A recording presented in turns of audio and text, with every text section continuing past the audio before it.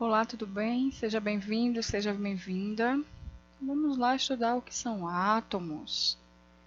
Bom, breve apresentação de Tia Jaque, professora há 15 anos, formada em Química Industrial, licenciada em Química, mestra em Química Inorgânica e também graduada em Letras, Português e Espanhol.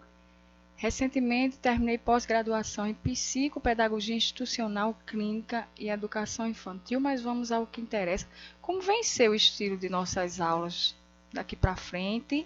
Então, nesse cenário que a gente se encontra, de isolamento, nossos encontros semanais serão através do Sistema Gênios. Então, lá eu vou disponibilizar o link das videoaulas para vocês, ou anexado lá apostila em PDF, lista de exercício, vou direcionar você para as atividades do livro.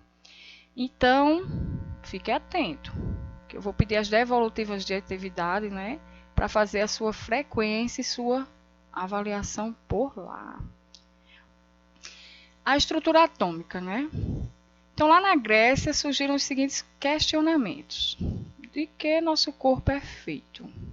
Quais são as substâncias que eu possuo, as diferentes substâncias que me compõem? Dalton veio com o primeiro modelo atômico. O que é que ele dizia nesse modelo? Vamos lá. Primeira hipótese de Dalton: não é possível criar nem destruir átomos, apenas rearranjá-los nas reações químicas. Os átomos de um mesmo elemento químico são idênticos em todas as propriedades. Eles têm a mesma forma, a mesma cor, o mesmo tamanho. São iguaizinhos. Átomos de elementos diferentes possuem massas e demais características diferentes. Será, Dalton? E os átomos de diferentes elementos podem combinar entre si, formando compostos. Então, assim, o modelo que ele passou para a gente foi aquele modelo de bola de bilhar, onde era uma esfera maciça e indivisível. Aí o modelo de Thomson. O modelo de Thomson já me trazia um formato diferente. Ele dizia que era composto por partículas positivas e negativas. Como, professor? Presta atenção. Deixa eu pegar aqui o... Pronto. Ó. Ele dizia que era uma esfera, onde na sua crosta da esfera era cheia de cargas positivas e coladinho nela, agarrada a ela, tinha as passas, que eram essas partículas negativas, certo? Preste atenção nessas duas tarefinhas. Você vai responder em seu caderno e vai me mandar a resposta pela plataforma. Você pode mandar através de foto ou anexar lá no Word. Enfim, me dá esse feedback, tá certo? Essa respostinha. Então, bora lá, ó. O modelo atômico de Rutherford. Como é que Rutherford nos definiu o modelo atômico?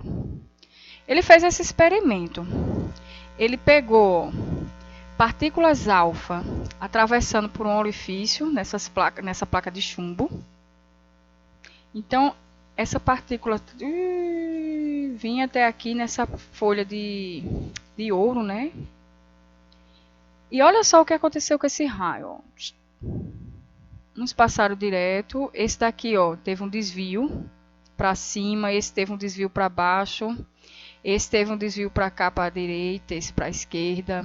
Esse aqui voltou junto com esse, ó. Por que isso aconteceu? Como é que isso foi possível?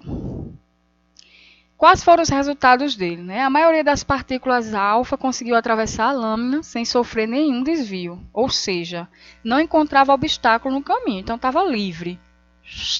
Passou direto. Outras partículas conseguiu atravessar, porém elas sofreram desvio. A gente viu que teve para cima, teve desvio para a direita, para a esquerda, para baixo. Poucas partículas não conseguiram atravessar a lâmina, ela voltou. A gente viu, ó, que teve uma refração ali, Voltou o raio. Então, de acordo com essas evidências, ele percebeu que o átomo não podia ser uma esfera maciça, indivisível, uniforme. Isso não é possível. Partícula alfa atravessa. E aí? Como é que pode? Se fosse maciça, ela não tinha essa abertura, né? Essa possibilidade. Então, ele viu que o átomo possuía enorme espaço vazio, porque muitas partículas atravessaram tranquilamente. Ele também viu que essas cargas positivas estavam mais centradas no núcleo, no meio.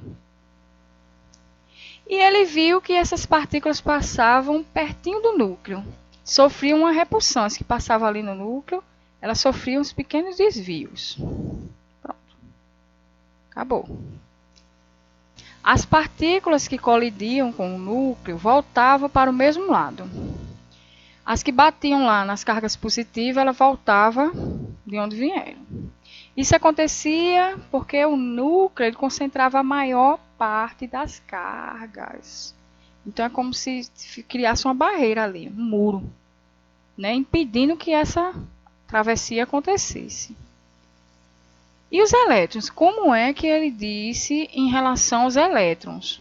A carga positiva ficava lá na crosta da esfera e as negativas ficavam agregadas a elas. Então, era como se fosse o pudim de passas.